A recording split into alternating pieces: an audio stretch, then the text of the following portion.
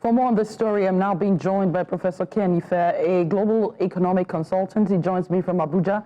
Thank you so much for joining us tonight. Thank you for having me. And what do you make of the president's request to increase the budget and the reasons he gave? Well, I think it's part of the momentous reaction to Donald Trump's actions. Scrapping Donald Trump, WHO from, all the way. Also trying to scrap the USAID and putting pressure on our health systems and all of that. We get about over. Let me get you clearly, sir. You're saying that President Bola Tinubu is requesting to increase the budget because of U.S. President Donald Trump's policies. There was a trigger. And then I suspect that as a result of that trigger, we started to search for a response. And then, of course, the major collectors came forward and said that they are actually overshooting the budget. So that brought comfort.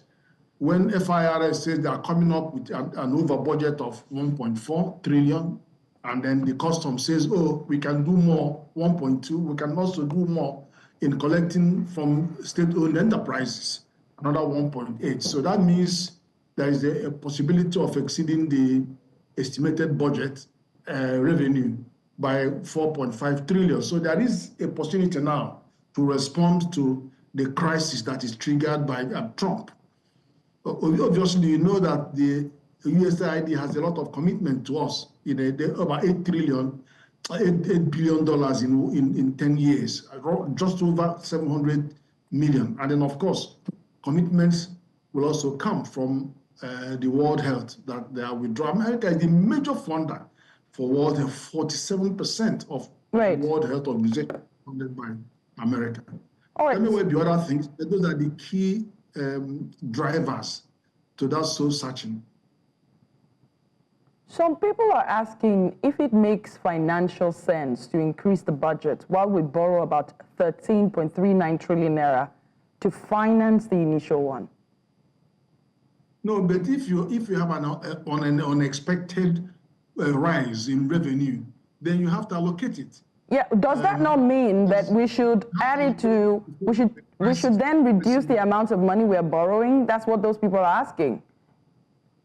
Well, okay, but then what are you going to do about the gap in the hole? Because what has happened that we may have done our counterpart if that was necessary, and then you would have to find new money. So are you going to go and borrow more money and then... Let me come back to the question. So we have 13.39 or more than 13 trillion naira in deficit. We're supposed to borrow that much to finance the initial, is it 49.2 now? The initial budget. Now that we are making more money, according to the president, he wants to increase the budget to over 50 trillion. Help me with the figures here. So the question is, since we are making more money, should we not then add it to, or subtract it from the money that we're borrowing? So instead of borrowing 13 trillion, perhaps we borrow like 9 trillion. Since we have more money now, we don't have to borrow. That's what those people are asking. Does it make financial sense? It does make sense because there's an emergency situation that we are facing. You have to find that money. People that are involved are having HIV carriers. There are also many things that are health emergency. You have to find the money now. Professor Ken, do we know where the budget, do we know where in the budget the new money will be allocated to? Do we know for sure? This new money, if you leave this new money, is going to come as a new request, and it has to enter into the borrowing plan, and it has a process. So the best thing for you to do is just to load this on the budget and leave the borrowing that has already taken time. It takes finding time to prepare for the blend. It takes time to negotiate that and then put it in the borrowing plan, take it to the assembly to agree. But you're dealing with emergency. This is a crisis.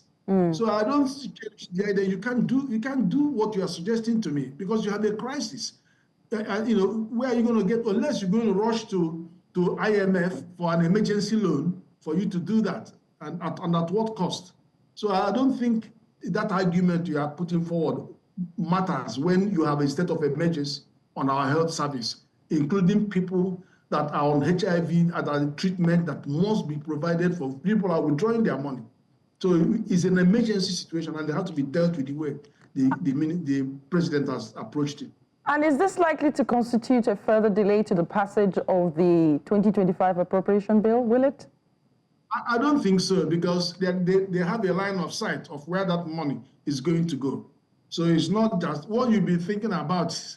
The assembly people will have to find their own constituency budget, so they're going to still find money. They're going to juggle with some of these parameters like the benchmark and oil crude productions to release more money, or even to, they will find money by juggling with those parameters to release money that they will allocate to their constituency budgets. Right.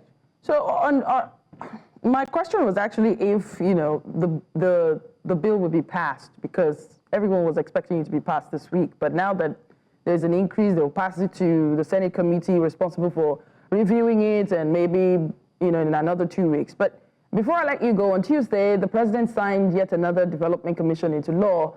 There are some concerns there are too many of them now, and that their mandate is being duplicated by other federal agencies. Do you share that concern, and is there money to fund them? No, I don't think so. Now, we are now approaching optimal allocation of resources. We have how many?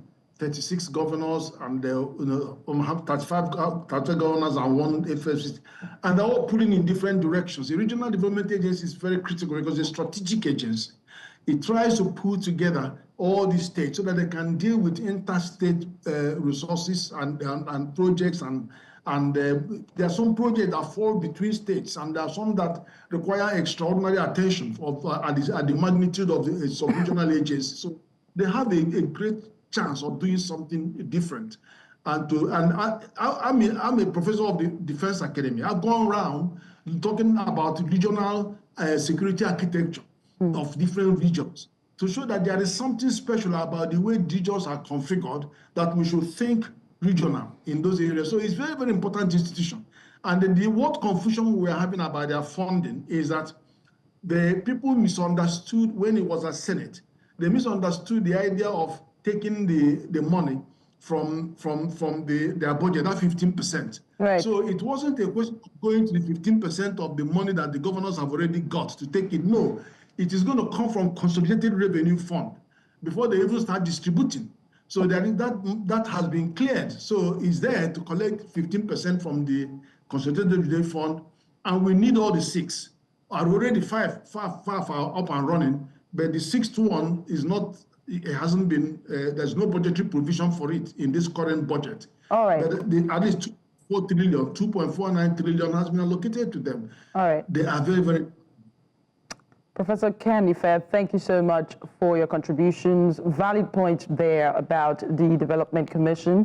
Thank you for joining us tonight. Global Economic Consultant, Professor Ken Ife. Thank you.